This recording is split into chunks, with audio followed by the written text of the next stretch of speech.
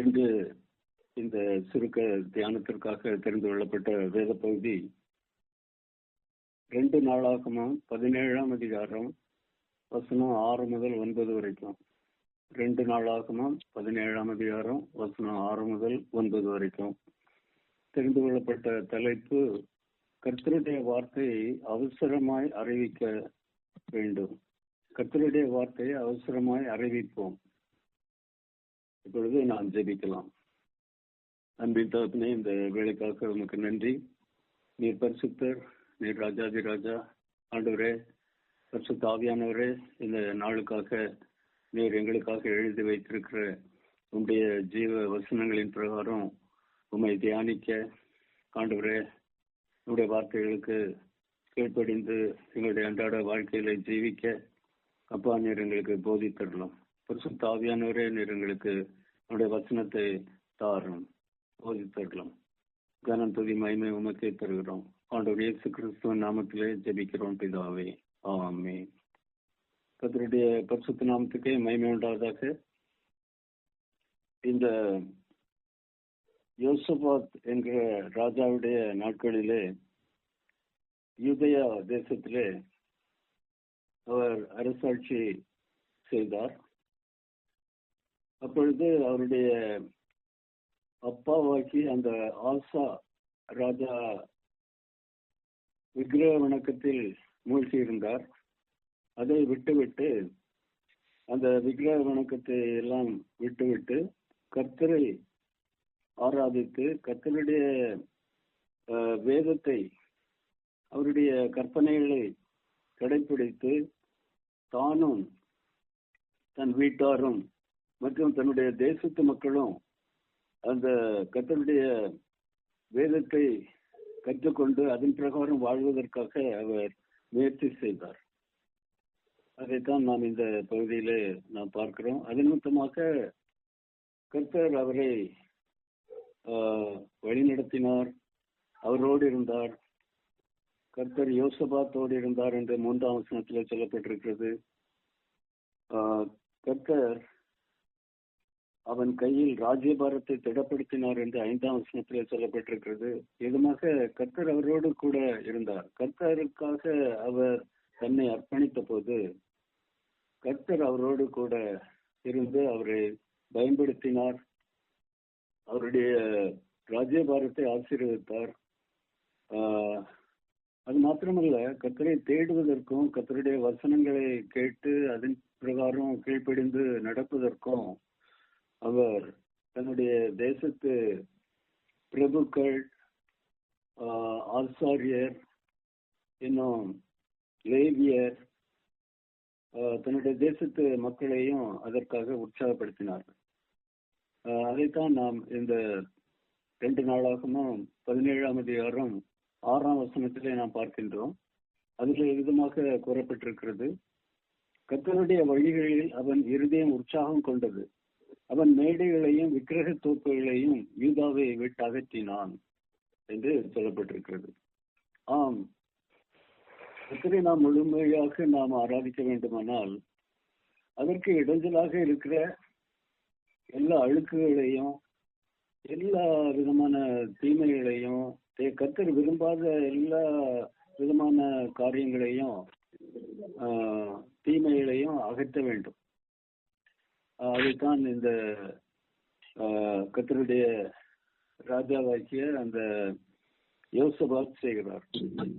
எல்லா மக்கள் வழிதப்பி போவதற்கு காரணத்தை உண்டு பண்ணுகிற, இடம் கொடுக்கிற எல்லா விதமான அசுத்தங்களையும், அந்த விக்கிரக தோப்புகளையும் மேடைகளையும் யூதேயா தேசத்தை விட்டு அகற்றி போட்டார். அவைகள் இருந்த இடம் தெரியாதபடிக்கு அவைகளை மாற்றி அமைத்தார். அதைத்தான் நாம் பார்க்கிறோம். நம்முடைய அன்றாட வாழ்க்கையிலேயும் நாம் நம்முடைய குற்றங்களையும் குறைகளையும் ஆண்டவர் இயேசு கிறிஸ்துவிடம் சொல்லி, நாம் ஆண்டவர் இயேசு கிறிஸ்துவிடம் மன்னிப்பு கேட்டு அவரோடு ஒப்புரவாக்கி அவரை நம்முடைய ஆண்டவர் இரட்சகருமாக்கி ஏற்றுக்கொண்டு முழுமையாக நாம் அவருக்காக வாழ வேண்டும்.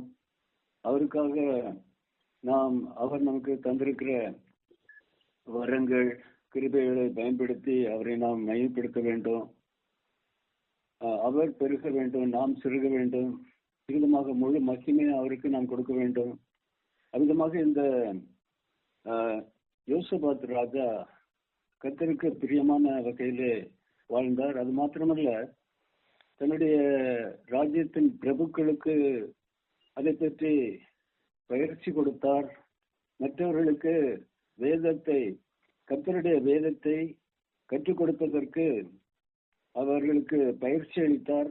அவர்கள் மற்ற தலைவர்களுக்கு பயிற்சி கொடுத்தார்கள். லேவியருக்கு பயிற்சி கொடுத்தார்கள். ஆசாரியருக்கு பயிற்சி கொடுத்தார்கள். விதமாக அவர்களை பயிற்சி கொடுத்ததன் பிற்பாடு அவர்களை யூதேயா தேசத்தின் எல்லா நகரங்களுக்கும் அனுப்புகிறார்கள்.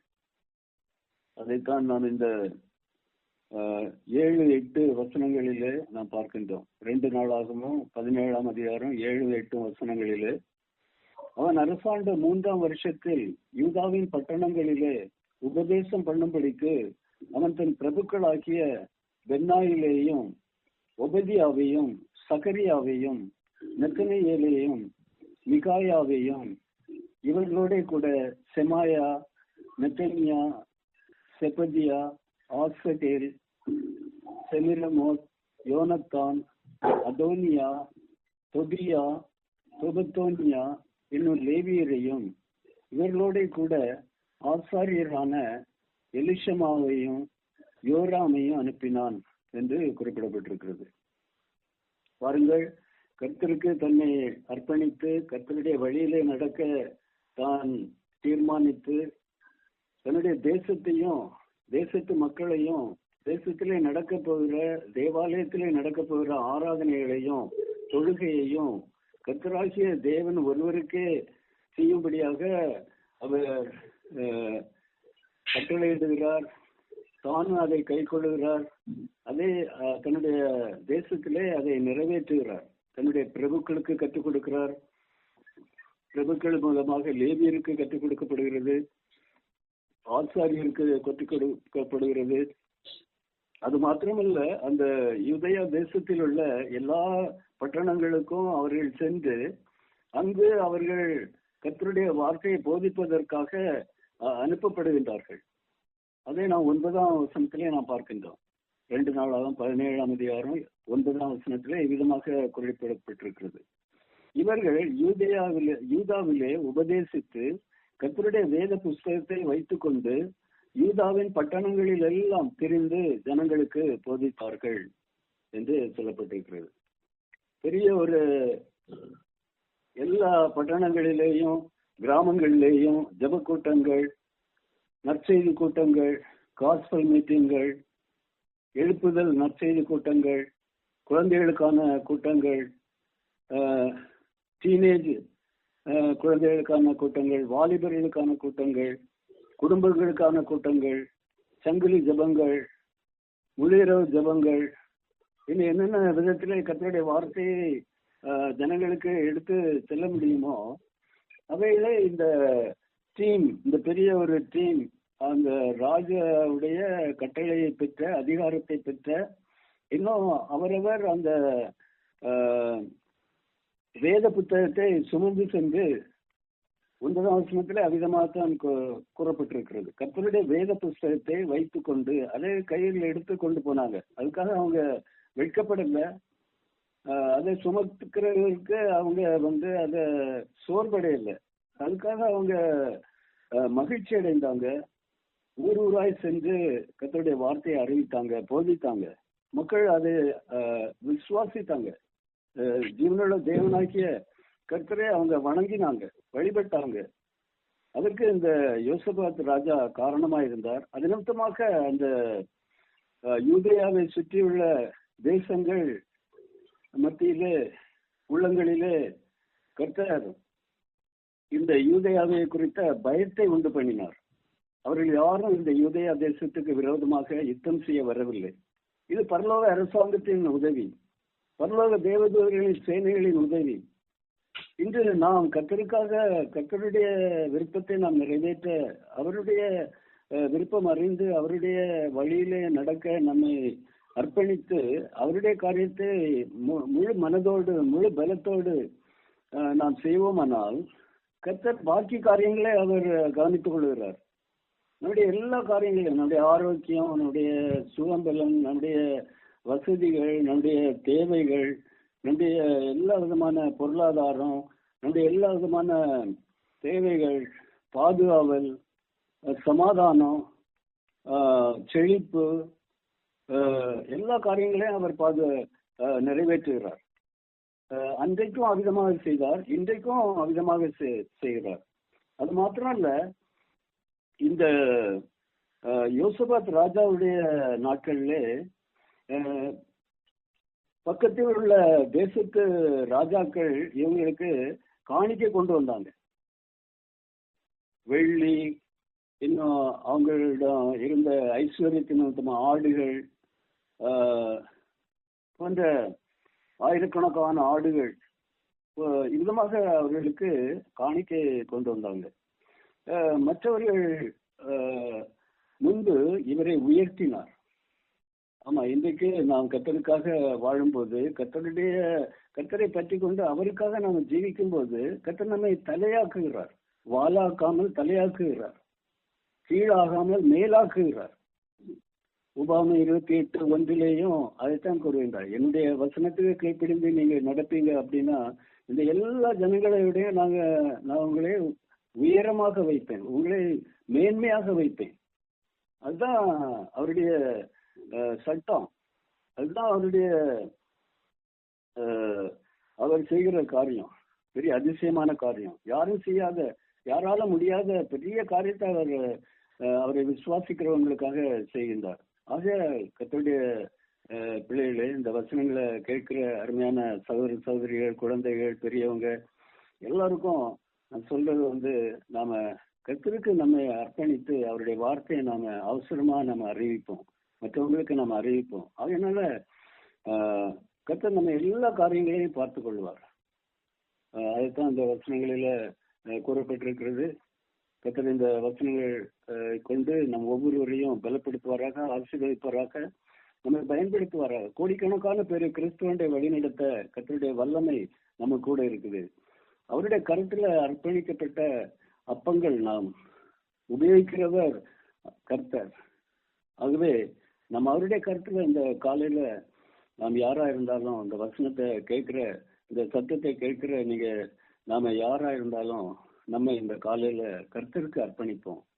ஆண்டவராகிய இயேசு கிறிஸ்துவுக்கு நம்ம அர்ப்பணிப்போம். அவருடைய காரியம், அவருடைய பரலோக அரசாங்கத்தின் காரியம், அவருடைய பரலோக தேவதூதர்களின் காரியம் நம்மை பயன்படுத்துவார். கர்த்தர் நம்ம கூட இருந்தா எல்லா காரியங்களும் நடக்கும். அவர் விரும்புகிற விதமாக நடக்கும், அவர் மகிமைக்காக நடக்கும். நம்மை கொண்டு கோடிக்கணக்கான பேரை அவருக்காக ஆயத்தப்படுத்த அவர் வல்லவராக இருக்கிறார். ஏனென்றால் அவர் கர்த்தர். அவரால் எல்லாம் கூடும் என்பதையும், கூடாத காரியம் எதுவுமே கிடையாது என்பதையும் நாம 100% விசுவாசிக்கிறோம். இப்போ நம்ம இந்த வசனத்தை நம்ம நினைத்து நம்ம அன்றாட வாழ்க்கையில நம்ம கர்த்தருடைய வார்த்தையை மற்றவங்களுக்கு அறிவிக்க நாம பக்தி வைராக்கியத்தோட நாம செயல்படுவோம். இந்தியாவில் கோடி கோடி உம்மை அறியாரே, என்னை அனுப்பும் ராஜாவே நீர் என்னை அனுப்பிடும், என்னை அனுப்பும் ராஜாவே நீர் என்னை அனுப்பிடும். கர்த்தர் நம்மை பயன்படுத்துவார். நம்ம அவருடைய கருத்தில் இருக்கிறோம். கர்த்தர் நம்மை பயன்படுத்துவார். கர்த்தர் இந்த இந்த கொஞ்ச வார்த்தைகளை கொண்டு கர்த்தர்களை பலப்படுத்துவாராக, கட்டி எழுப்புவாராக, பயன்படுத்துவாராக. உங்க மூலமாக கோடிக்கணக்கான நரக தண்டனையில் தப்புவிக்கப்பட்டு பரலோக ராஜ்யத்தில் பிரவேசிக்கும் தகுதி பெற்றவர்களாக வாழ கர்த்தர் கிருபை செய்வாராக. உங்கள் மூலமாக சபைகள் ஸ்தாபிக்கப்படட்டும். கர்த்தர் இந்த பரிசுத்த சேனையை ஆசீர்வதித்து கட்டி எழுப்பட்டும். கர்த்தருக்கு மகிமை உண்டாகட்டும். இப்போ நாம ஜெபிக்கலாம். அன்பின் தகப்பனே, இந்த வேலைக்காக நன்றி. ஆண்டவரே, நாங்க தியானித்த இந்த ஜீவ வசனங்கள் ஆண்டவரே, அன்றைக்கும் ஆண்டவரே அந்த யோசபாத் ராஜாவை கொண்டு நீர் பெரிய காரியங்களை, சுவிசேஷங்களை அறிவித்து, உங்களுடைய வார்த்தைகளை நீர் அறிவித்து கிராமம் கிராமமாக, பட்டணம் பட்டணமாக ராஜாவின் பிரதிநிதிகள், பிரபுக்கள், தேவாலயத்தின் பிரதிநிதிகள், லேவியர்கள், ஆசாரியர்களை நீர் அனுப்பினீர். உடைய வார்த்தையை அறிவித்து அவர்கள் உண்மை விசுவாசித்தாங்க, உண்மை ஆராதித்தாங்க. ஆண்டவரே, நீர் அவங்களை ஆசீர்வதித்து உடைய பரலோக அரசாங்கம் அவங்களுக்கு உதவி செய்தது. அண்டை நாட்டு மக்கள் அடிபணிந்தார்கள். அண்டை நாட்டு மக்கள் ஆண்டவரே இவர்களுக்கு அருகாமையில தொந்தரவு பண்ண வரவில்லை, ஆனால் காணிக்கை கொண்டு வந்தாங்க, இவங்களுக்கு உதவி செய்தாங்க, இவங்களுக்கு ஒத்தாசை செய்தாங்க. என்னென்றா கர்த்தரை ஆராதிக்கிற ஜனம் இந்த உலகத்தில் உள்ள எல்லா ஜனங்களை விட மேன்மையானவர்கள், உயர்ந்தவர்கள், உம்மாலே தலையாக்கப்பட்டவர்கள், உம்மாலே உயர்த்தப்பட்டவர்கள். அவ்விதமான அந்த வார்த்தைகளை கேட்கிற மக்கள் ஒவ்வொருவரையும் அவ்விதமான பாக்கியத்துக்கு தகுதியுள்ளவர்களாக்கும் ஆண்டவரே. நம்முடைய வருகைக்காக எங்களை தகுதியுள்ளவர்களாக்கும் ஆண்டவரே. கர்த்தாவே, எல்லா சபைகளிலும் இந்த நாளில் ஆண்டவரே, இந்த நாட்களில் நம்முடைய பாடு மரணம் உயிர்த்தெழுதலை தியானிக்கிற இந்த நாட்களில் ஆண்டவரே, ஒவ்வொருவரையும் நீர் ஆவிக்குரிய விதமாக உற்சாகப்படுத்துவீராக. உடைய பரிசுத்த ஆவியானவருடைய வல்லமையினாலே பலப்படுத்தி உடைய பரிசுத்த ஆவியானவரின் பரிபூரணத்தினாலே அவர்களை பயன்படுத்தி வருகிறாங்க. இந்தியா இயேசு கிறிஸ்துவுக்காக வெல்லப்பட வேண்டும். இந்தியாவின் மக்கள் இயேசு கிறிஸ்துவை ஆராதிக்கிறவர்களாக வாழ வேண்டும்.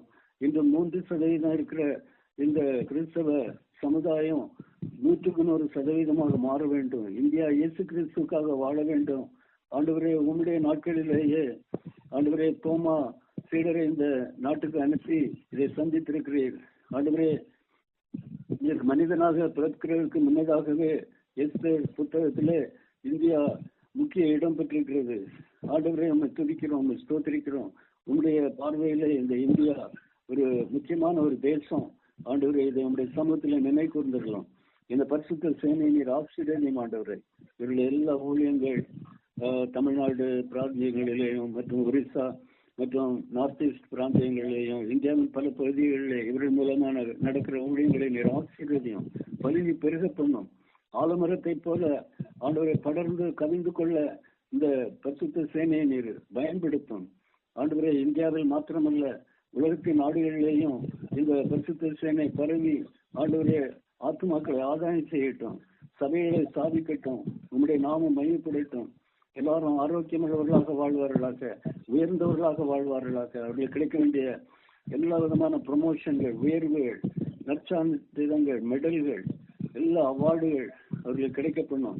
அந்த பிள்ளைகளை நீர் ஆசீர்வதியும், முதன்மையானவர்களாக வையும். இப்பொழுது பரீட்சை எழுதி கொண்டிருக்கிற அந்த குழந்தைகளை ஆசீர்வதியும், நல்ல விதமாக எழுத ஆண்டவரே 100க்கு 100 மார்க் வாங்க ஆண்டவரே, பள்ளிக்கூடங்களிலே, காலேஜுகளிலே, யூனிவர்சிட்டிகளிலே முதன்மையானவர்களாக கோல்டு மெடல் வாங்குகிறவர்களாக அவர்களை ஆசீர்வதியும். நல்ல வேலை கொடும் ஆண்டவரே, ஏற்ற வேளையிலே அவர்களுக்கான நல்ல வாழ்க்கை துணைவிகளை ஏற்படுத்தி கொடும் ஆண்டவரே. அவர்களை உன்னதமான இடங்களிலே நீர் உயர்த்திடும். உங்களுடைய நாமம் மையப்படுவதாக. ஆண்டவரே, எல்லா குடும்பங்களிலும் புத்திரபாக்கியத்தை அருளி செய்தீர்கள். சமாதானமான குடும்ப வாழ்க்கை, குடும்ப ஜெபம் காலையிலும் மாலையிலும் குடும்ப ஜெபம் நடத்துகிற குடும்பங்கள், தேவாலயத்தை சென்று உண்மை ஆராதிக்கிற குடும்பங்களாகவும் உண்மை முழுவதுமாக ஆண்டவரை பின்பற்றி உங்களுடைய அடிச்சுவடிகளிலே நடக்கிற குடும்பங்களாக ஆசீர்வதிப்பீராக. உங்களுடைய சமூகம் அந்த பரிசுத்த சேனையை வழிநடத்தட்டும். இந்த வார்த்தைகளை கேட்கிற உங்களுடைய மக்களை வழிநடத்தட்டும். அதிசயங்கள் அற்புதங்களையும் செய்யும். உங்களுடைய நாமத்தை நீர் மையப்படுத்திடலாம். அந்த யோசபாத்தோடு இருந்த தேவன் இன்று எங்களோடு இருக்கிறீர். உனக்கு மாற்றம் இல்லை. நீ துதிக்கிறோம், ஸ்தோத்திரிக்கிறோம். தொடர்ந்து உங்களுடைய ஆளுகை எங்கள் மத்தியிலே உண்டாயிருக்கட்டும். இந்த வசனங்களை கேட்கிற யாருக்காவது சரீரத்தில் பலவீனங்கள், வலி, வேதனை, சுகவீன இருப்பின் அவர்களுடைய உச்சந்தலையிலிருந்து உள்ளங்கால் வரைக்கும் இயேசு கிறிஸ்து நாமத்திலே பரிபூர்ண சுகம் உண்டாவதாக, ஆசீர்வாதம் உண்டாவதாக, பரிபூர்ண ஆரோக்கியம் உண்டாவதாக. இயேசப்பா, உமக்கு மகிமை உண்டாவதாக. இவை எல்லாவற்றையும் அன்பு ரட்சகர் ஆண்டவர் இயேசு கிறிஸ்து நாமத்திலே ஜெபிக்கிறோம் பிதாவே.